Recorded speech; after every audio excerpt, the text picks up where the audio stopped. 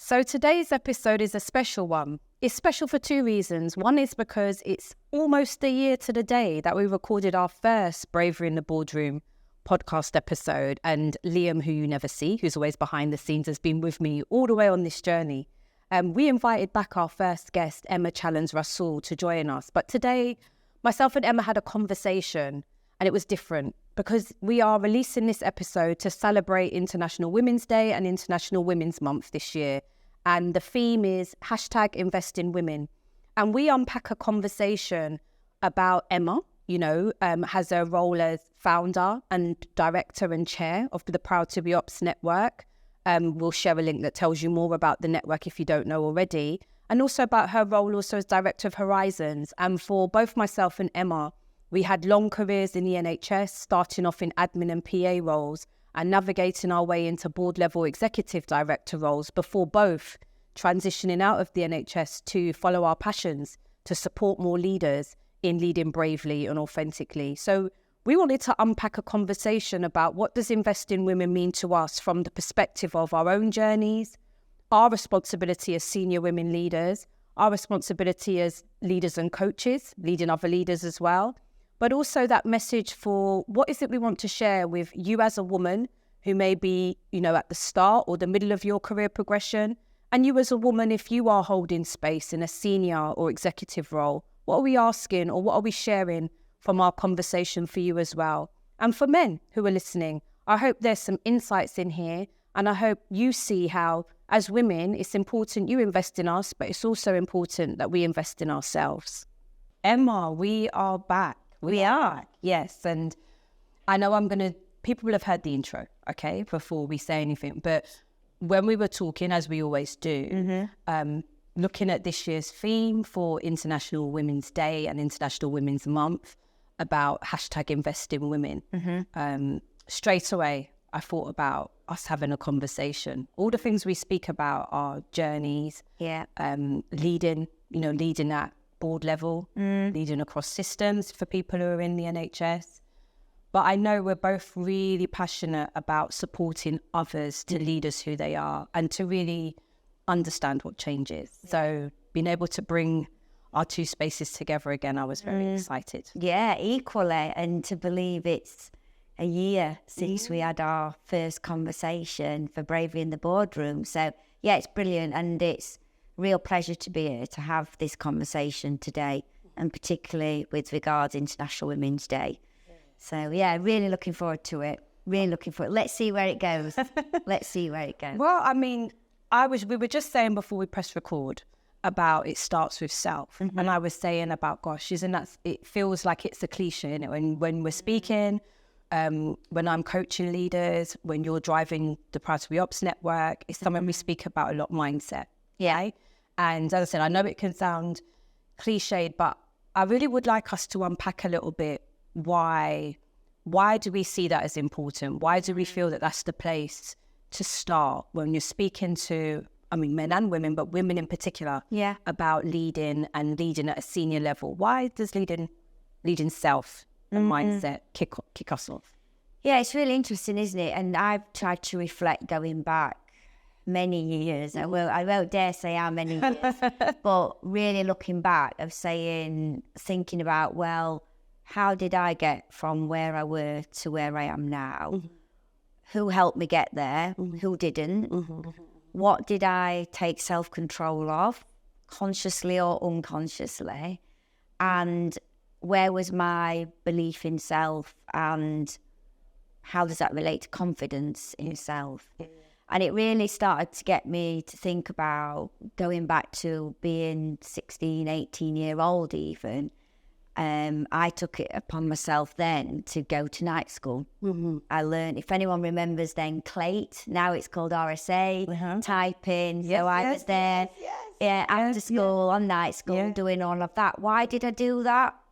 I can't really remember why, but I know I had a passion that I want to do something for myself. I want to learn. Maybe I was a bit of a sponge.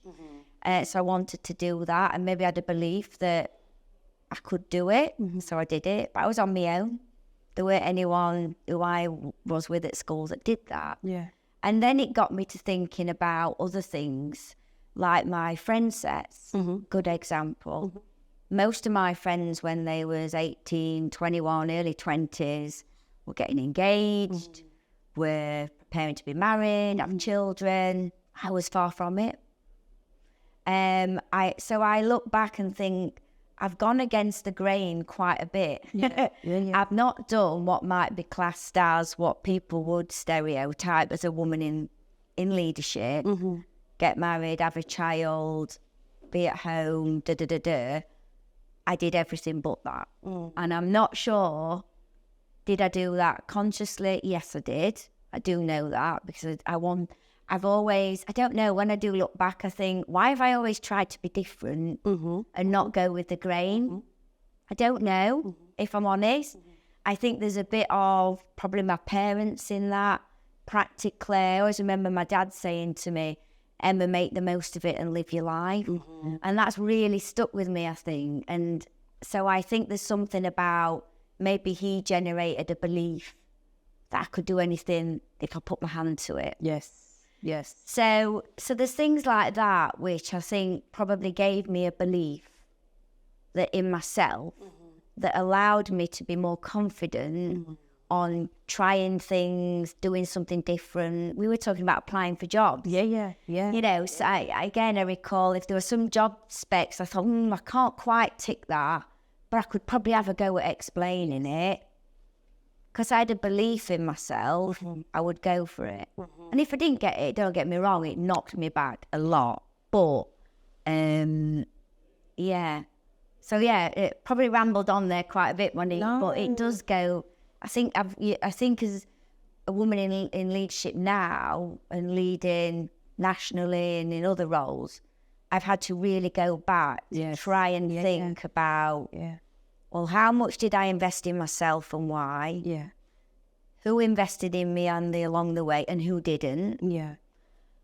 And what were my personal experiences as trying to grow as a leader, as a manager, across the environments that I worked in. I really hear what you've unpacked, and I know for our listeners, what you just shared there, I just want to pull out something that's really, I want to come back to who helped and who didn't. Yeah. But pull out there what you were saying about belief, because yes, I think it's really important to go back to where did it start from, because a lot of our listeners are on a journey. They're on they're progressing their career, they're on their journey. And whilst we all feel inspired when we hear from women who are in the boardroom like we were, how did you get there? How are you operating? How does it work? Actually, it's more relatable to be able to understand, how did you navigate? What made those decisions? What gave you the confidence? But you said something really important there about belief versus confidence. I know we both speak to a lot of women who lack confidence due to the environments that they're working in. So the confidence is there, but when they're in certain environments, when they're working with certain leaders and behaviours, they know that it affects their confidence. And that what you said there about belief, I think is a really important split between the two, because I heard what you were saying before about our confidence may not always be sky high. It might not be top level. You describe nerves, right? But actually, if you believe in yourself, you believe in your capability, you might not feel confident in a situation, but you feel whatever happens here, I believe I can maneuver it. I believe I can make something happen. I believe, and I just want to really harbour that, because I think it connects back to mindset. And I share a lot of what you shared there about you. I did the typing course. That's how I got my first PA job. Exactly. Right? That's how I first got into the NHS, is because, yes, I was bright, but when you leave college and when you leave uni, you haven't got any office work experience, have you? The fact that I could type 50 words a minute stood me in really good stead. Very good stead, Like you said, I looked at the person spec, I can do that, but I haven't done it, but I can do it. To go for the job. And I just think it sounds simple, but it's absolutely what helped me progress and make big jumps in my career, was that if you look at this on paper, Monique, can you do it? Do you think you can do this? Do you think you could work a way out how to do it? Do you think you could bring people along? Right? That's the thing. And my answer was yes. So it was then, okay, I've got to call it out in the interview that I've never done it before, but I absolutely can explain how I can see how to do it. Yeah. Right? Yeah. And I think that's a really important differentiation to make, because you're never, you've got to be a director to be a director. Well, you're always going to be in that loop, aren't you? And I think you can sense that when you're interviewing, interacting with a person.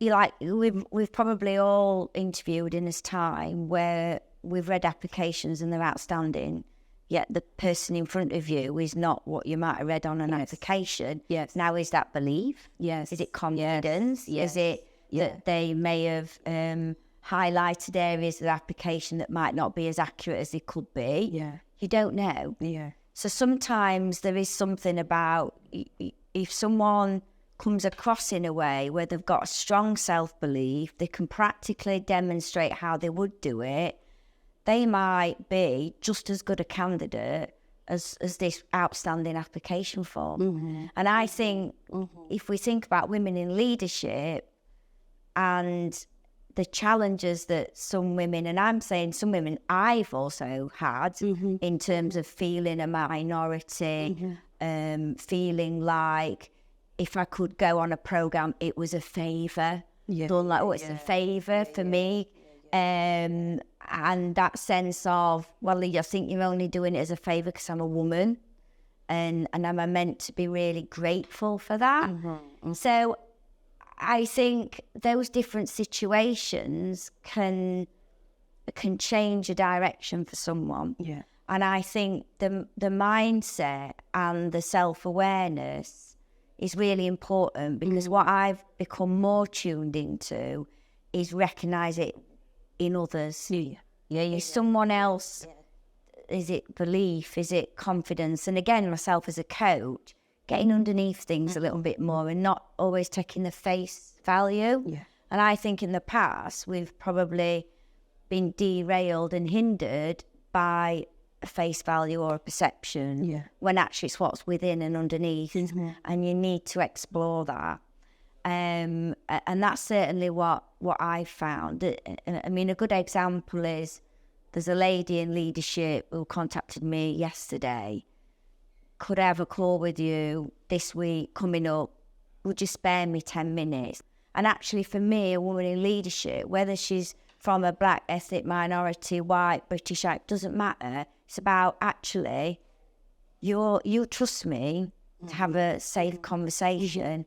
I can give up 10 minutes of my day for that. For sure. And I think that is really, really important, and that we should all be more tuned into when a person really needs it. Yeah. Because if someone messages like that, they really need it. And that's a very powerful and brave step for someone to do. You know, when you mention that, it brings me to us thinking about our roles. We're both very passionate change agents, right? We've always had that desire to be in transformation and change spaces, and then stepping into more senior roles when you're leading big teams, big programs. What you just said there is really important, because I think for leaders at any levels, knowing your support toolbox, knowing who you can call on, who's your trusted advisors, we all have those moments. You know, it can happen to you at any time. And I just want to give that message to our senior listeners today as well, that, you know, there's no slight on you when you need to call for help or you need some trusted advice. You want to sound something out. You're not sure which way to go. You haven't got the answer, right? We're on the other side of the fence, so to speak, when you've had those moments, right? When you didn't learn someone, you felt frightened to admit it. And knowing that actually when I have gone to someone I trust, when you have been able to talk something out and be vulnerable and be open, how it empowers you to solve that issue, but also it helped me with showing vulnerability as a senior leader myself. You know, we talk a lot about leading as who you are. We talk about authentic leadership a lot, and it is something that I am determined. I'm absolutely determined that we support other leaders to do it. The more people do it, the more they'll encourage others to do it. But it makes me think about that in the terms of leading as who you are means that it is okay to show vulnerability. It's okay to blow your trumpet, talk about what you're great at. It's also okay to talk about what may not be going right for you right now, where you've got some challenges, that's not a failure. However, I will couch that in. We also know we've got colleagues who are working in environments that don't feel safe enough to do that. Correct. Right? Yeah. So I think much as we talk about it, I also am very aware. We're here to support you to lead us who you are. Absolutely. And as you're saying, to coach and support our leaders. But also we're here to be real about the challenging environments that some of our colleagues are working in, where it isn't safe enough, and what you can do about that. Yeah. So kind of that balance, isn't it? Having your trusted advisors, but also recognising sometimes you've got to feel your way a little bit. Yeah, you have. And it is interesting that, because I think also there's maybe a perception out there that if you're in a very senior position, whether you're an exec director of a trust or leading an organisation or working at a board level, we're still human. You know, there's 100%. Massive imposter syndrome that kicks in. There's feeling nervous and anxious. But you're absolutely right. You've got to have, who are my safe conversations? Yeah. Who can I go to help me through something that's challenging and difficult? And if I think about myself, I've got tens of people because I know that I will get a different challenge and a different response from each one. Yeah. And I know that some are more averse in an area that I'm struggling with. So, you know, my advice is to absolutely seek them out as soon as possible. Yeah. Because they are your support network. They are your safe, trusted friends to talk about really difficult stuff, but also to share really exciting stuff at the same time. So, you know, it works both ways. And then hopefully in time, you will reciprocate that. So you'll be there for others and practice yourself being there for others. That's something that I'm very, very passionate about, is actually sometimes when I do look at my diary, and I call it Tetris, I do laugh about it and do colour code it as well, because I'm a very organised person. But I think, how on earth can I squeeze another conversation in here? But there's a desire in me that says, but this person needs it. And I know that they're not just on a whim, they need it. Yeah. So I feel a real sense of commitment, and I want to be there because I know when others have been there for me, it really mattered. Yeah. And sometimes it is only 5-10 minutes, sometimes it's an hour. Yeah. But, you know, and so I think there is something about investing in each other as women and taking that time to truly listen. And I think that's really, really important, because that then, if I also think back, it's helped me as a leader think about what's happening for me right now. Yes. It's something I started. So we're going through a really exciting journey across Proud2bOps, a lot of the work we do in horizons and large-scale change. And something I started last week, you know, I've been in senior roles for a while now, is I started a gratitude book, a journal. And every day I start my day thinking about, right, what's today going to bring? How am I going to frame myself? How do I feel this morning? What's going to energise me, I think, today? What am I looking forward to? And then I close my day by, okay, how did that day go? What have I got out of it? How did I feel? What gratitude did I give to others, or recognising others?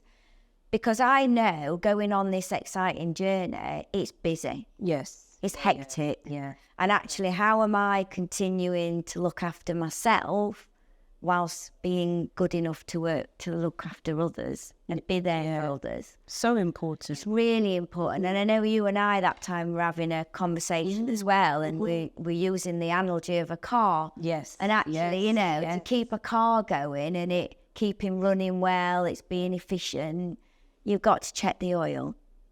You've got to check the brake fluid. You know, it needs a regular service. Don't put the wrong fuel in it. If you do, you learn from it. It'll cost you a fortune, but you learn from it, and you put things in place to try to mitigate happening again.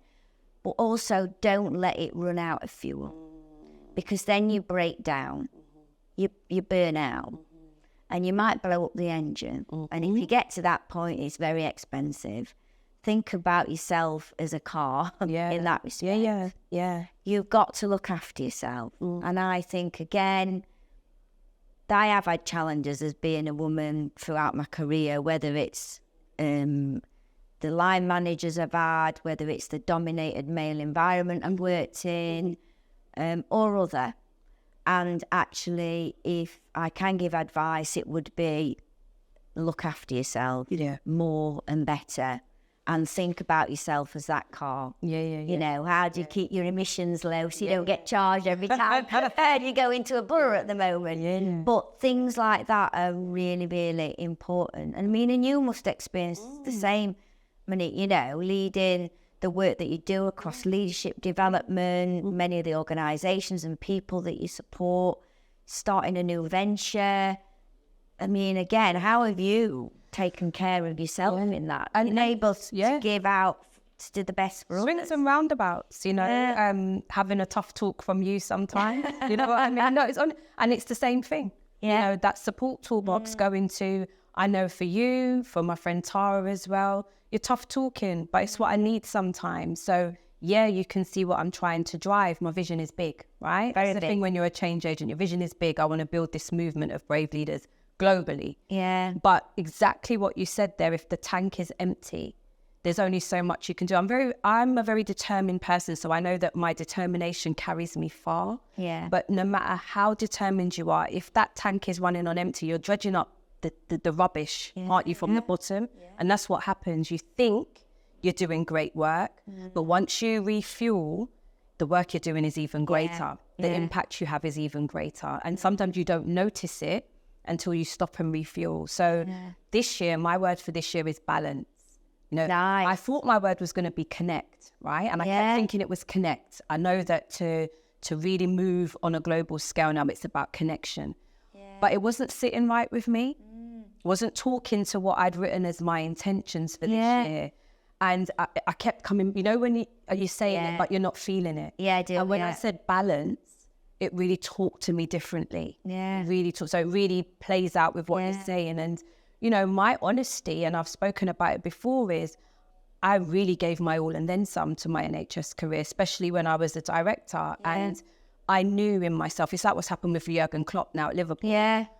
I knew I didn't have enough in the tank to go again. I couldn't recalibrate myself for another year of push.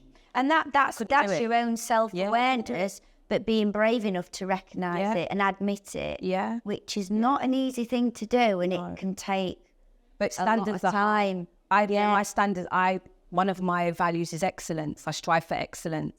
And for me, as the leader, you know, as the senior, not saying that I can't get anything wrong, because excellence isn't perfectionism, it's different.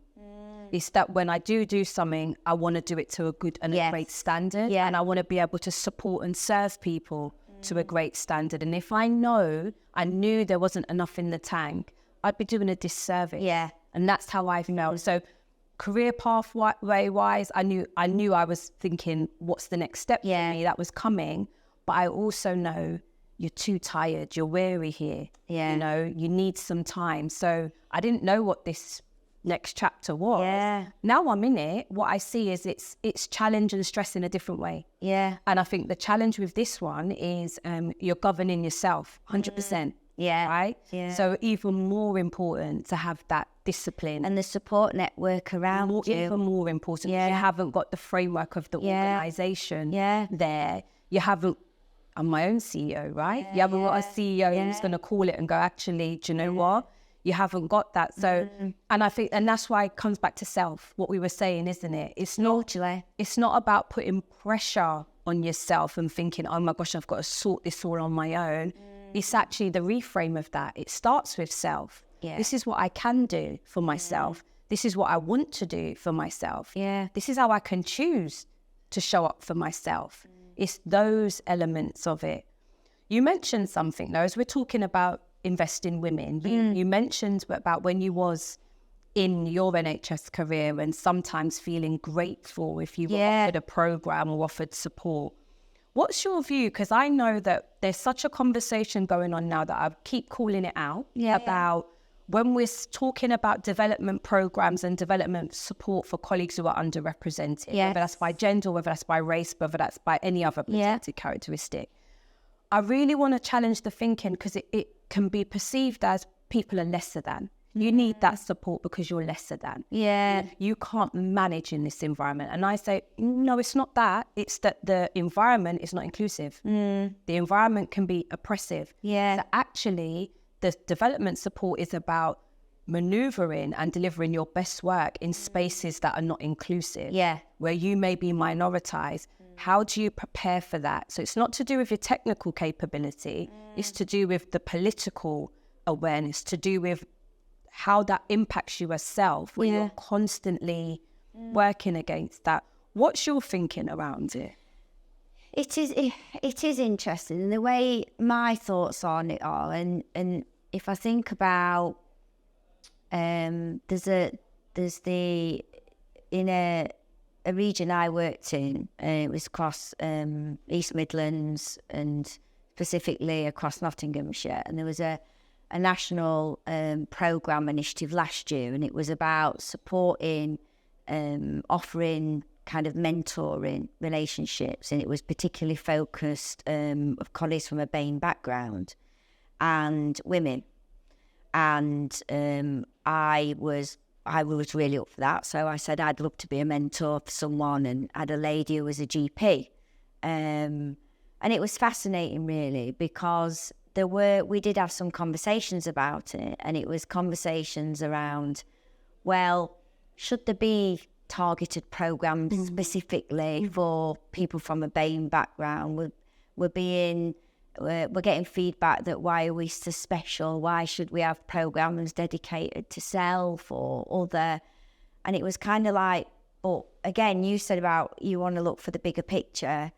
People are can be a bit narrow, and I don't think there's a real great acceptance that people have different challenges, whether it's race, age, backgrounds, parts of the country you live in. And actually, you've got to acknowledge that you can't put everyone on the same level, because it's not fair. And therefore, when we are looking at programs, I think we should be doing some targeted, personally, because I think if we don't and demonstrate our support and leadership in that, then we're not going to help someone's own self-belief. I think if we can demonstrate that we do care, that actually we recognise that this isn't right, and that actually we want to invest so a good example is when you've got a population that you're working in, and let's say an NHS trust as an example, the majority in that who work in that trust do not represent those that live in that organisation. I'm sorry, but that NHS trust, and I'm calling it A, it could be NA, surely that cannot effectively, consistently respond to its community that it serves in the best way possible. I just don't believe that can happen, because the diversity of that workforce is not representative of those within it. So therefore, if we're looking at leadership development, surely our leadership development also needs to be representative, and those involved in it recruited to it and encouraged. Now, if we have to do some targeted to strengthen that, that doesn't mean that those people are special or above anyone else. It's actually, no, there's inequality here. So actually we need to improve equity of access, we need to encourage. So I think you can look at it in different ways, but I think sometimes we don't think that way. And I think you can say the same about women in leadership as well.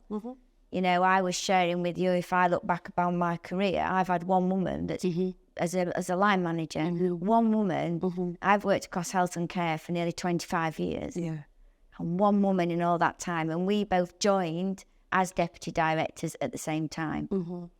And she got the director role on an interim basis because her male line manager, who was a director, went to support two other organisations for a period of time. Now, what does that say? What does that say? And actually, I think, again, when I look back, why am I so passionate about supporting people in leadership, whether you're a woman, whether you're from a different background? is because I think diversity matters. 100%. And I think that we shouldn't have all of the same doing the same things. 100%. And you shared with me, didn't you? The NHS can be misleading in terms of it's a very largely women in workforce, but doesn't necessarily represent those in leadership roles. Right. Same from people, something we want to make a difference in Proud2bOps or operational managers and leaders. When you get to an agenda for change, a band 8A senior level or mid-senior level, people from a BAME background or other drop off. Well, that's not right. And again, when I think about the diversity of our populations and who we're caring for, how can that be right? That's right. So we want to try and make a difference in that, because we want to understand why will women not come forward? Why are we not progressing and developing people from BAME backgrounds and, you know, others with protected characteristics? Why not? So what can we do? Can we engage with you in a safe, supported way? And let's together find ways that we can break that down. Like I love you want it on a global scale. You know, we want that the same across our workforce and professions. Yeah, and I think with what you're sharing there, that's one side of the coin, isn't it? And what you're saying is actually those in power, the senior decision makers, it's our responsibility to understand our colleagues who are underrepresented and to be able to look at what is it we need to do differently because the talent is there, right? I always say that my story is I'm one of too few, because I had inclusive, supportive managers on most of my NHS career. So it wasn't just that I had talent, I had inclusive, supportive managers who'd recognised my talent and sponsored me informally, encouraged me to develop, encouraged me to go for higher roles. You know, Monique, you're ready, go for it. Yeah. But I'm one of too few. The talent is there. And if everyone had inclusive, supportive managers, what would we have here? We have a well-engaged, like you said, representative workforce serving their people. Correct. Something you said there, though, and I think it's the work that we're partnering on, isn't it? About the leadership development work for the Proud2bOps network. And I bring that up because we've got leaders who are in the majority. We've got leaders in your network who are responsible for recruiting and developing talent. And actually, it's really important to work with those colleagues who may not be excluded. They may be in the majority. They look around them and everybody's like them, you know, and they're okay. Developing their brave, inclusive leadership capability is crucial. Very crucial. And I think that's the bit of the two bits together, isn't it? Yes, have targeted programs, understand your equity barriers and how you can remove them, but work with your leaders in the majority. Because they are the people who hold the employee experience day to day, week to week. And actually it's the two elements together that I think unlocks the change. And senior people like yourselves who are saying, actually, let's stand up and look at this. What is it? Let's hold a mirror up to ourselves. Totally. So as women, we're here, we're moving, we're doing it. We've had our moments. We have had moments. We've had our moments, but I think we would both say when we were in working at executive level, we had equity of voice. And I think, I demanded equity of voice. I had the belief at that time to know that what I was saying added value. How I wanted to lead people was having an impact. So it gave me confidence. And I had my own belief about, I need to say this in this room. I'm in this room for a reason. And I'm not here to drop in line with everybody else and be a clone of everybody else. That's not why I'm here. I'm here to bring the difference. I'm here to bring a different lens. That was really scary to do that, to be the one who's always going, can I just challenge that? I'm not assured on that. Have we thought about, I think we're missing out, constantly doing that. You know, it's frightening. Takes a lot of courage to do that, a lot of courage. And I think you can have a belief in yourself and you can have that courage, but it will undoubtedly get wobbled at times.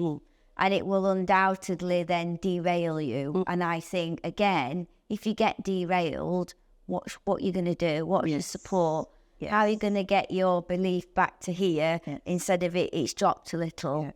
It's okay if it drops, but have the mechanisms of how you cope with that. Make sure that they're there and ready, because, you know, myself being in a boardroom and with my exec colleagues, there's times where I have done that and it's not been received maybe how I would have preferred it to be received, but have taken that in a very negative response, when actually it's not. It's just that it's not landed the way you thought it were going to, but it still had an impact.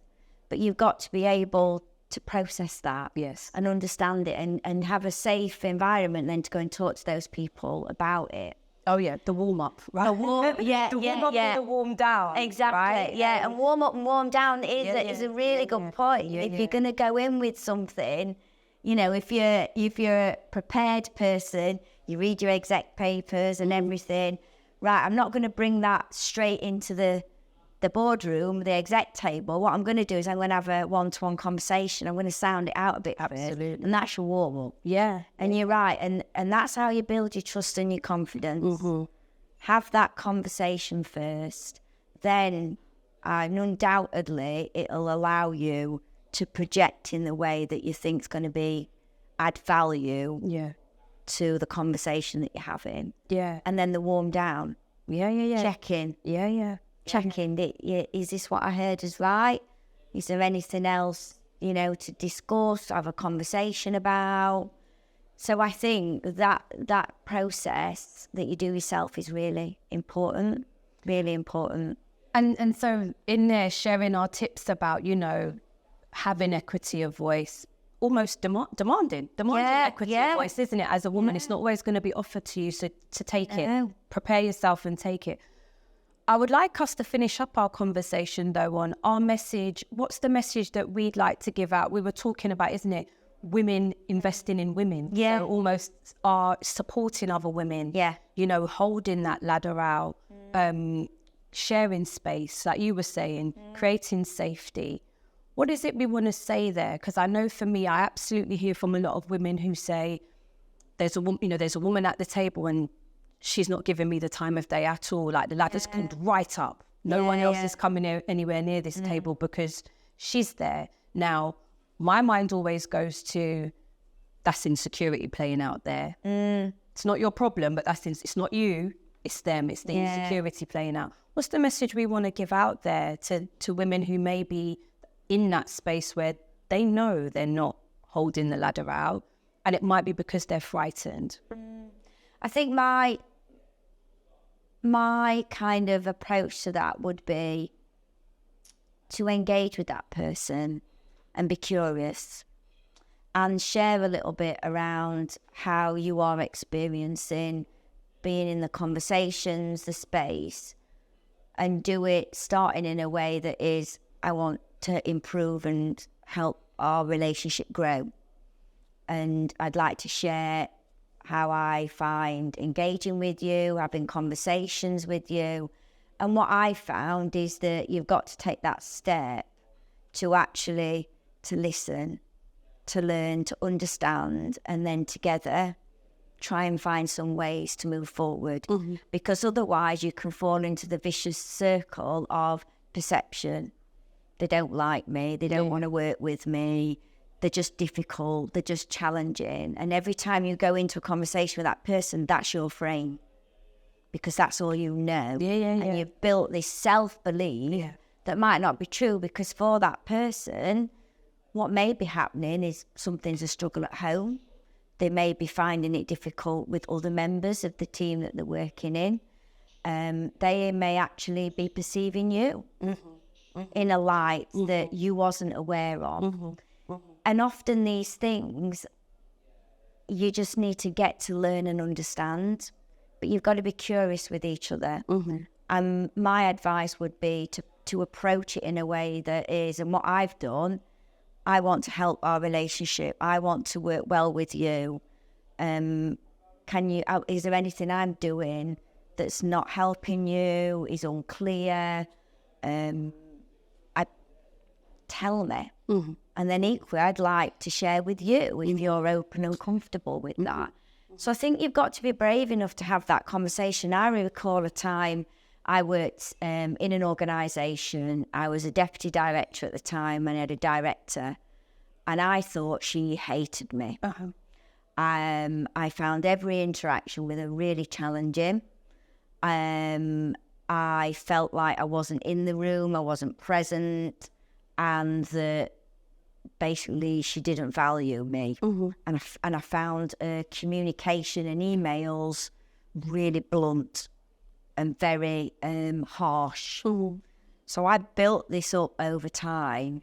And I remember having a conversation with my coach and said, I'm finding this really difficult. And we decompressed it. We got into it. Okay, what was it? What is it? And I got to a point of saying, I just need to have a conversation with this person, because I might be creating many things here that don't even exist. Because I've got myself into this frame. And I did. And I had that conversation, and half of the things I created just weren't true.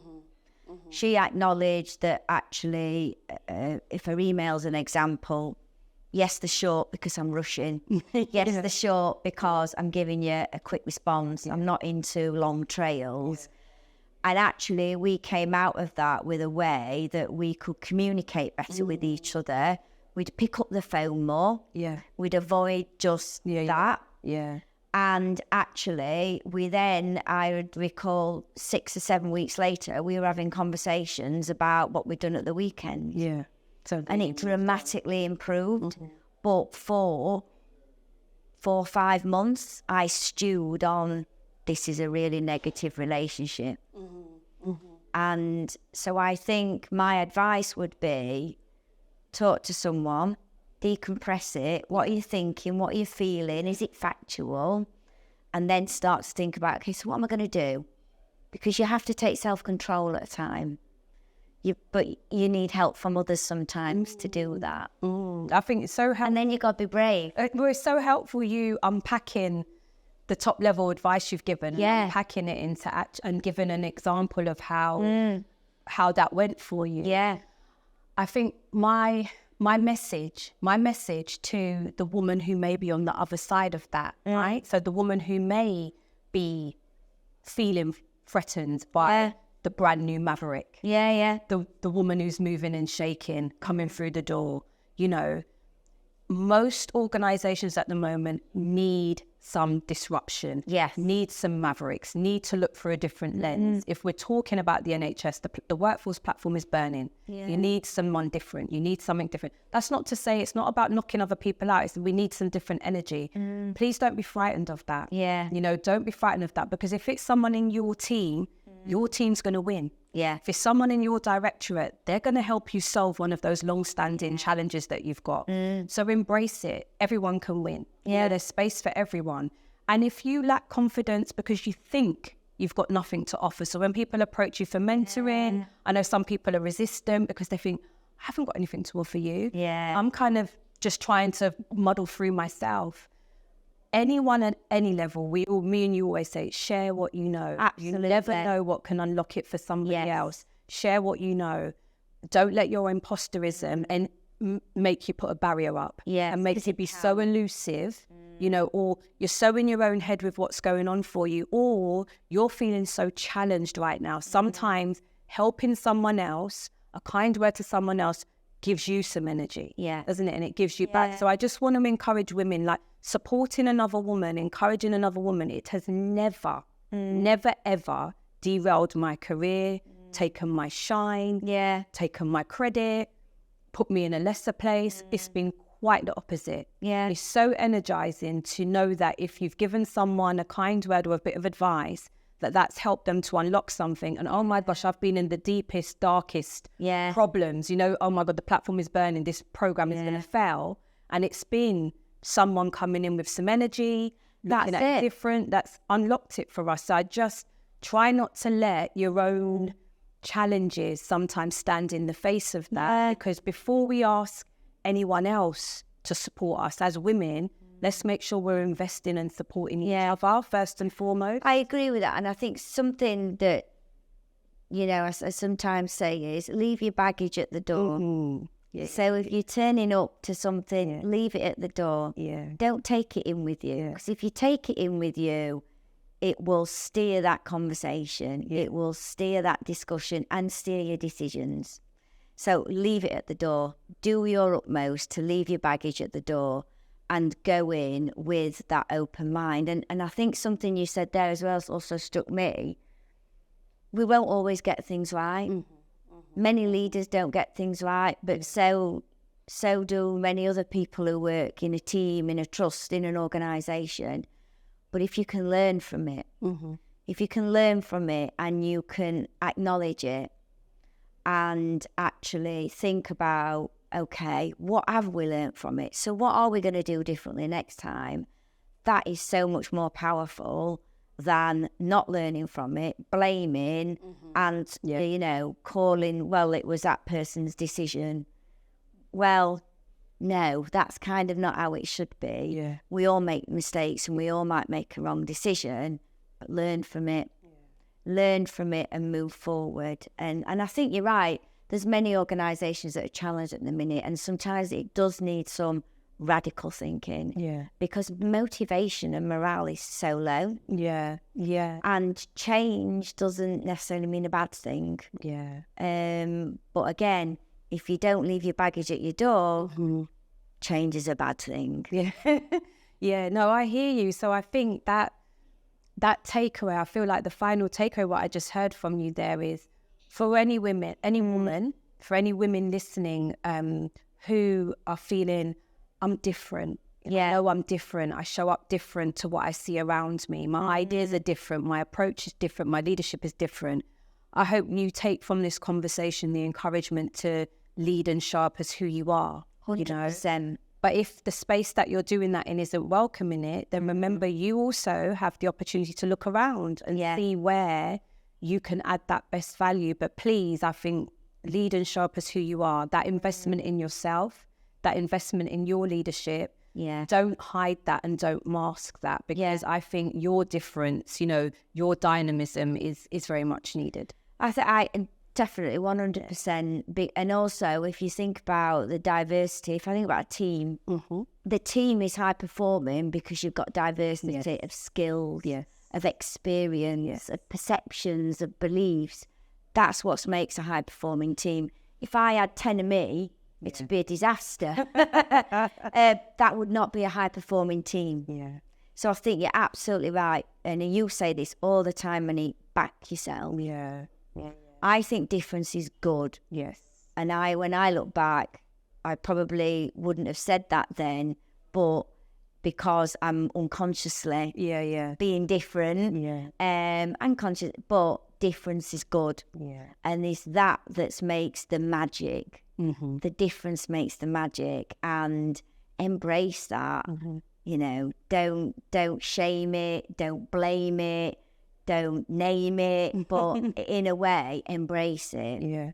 Because that is where the real magic does happen, and give people that platform and space. And as a woman, do that to your fellow women out there, and equally do it to others around you, because you will undoubtedly need them at some point. So, that's great advice. And, I think that's a really good place to leave our conversation today. Thank you, Emma. Thank you as well for sharing. I really, really enjoyed it. Thank you.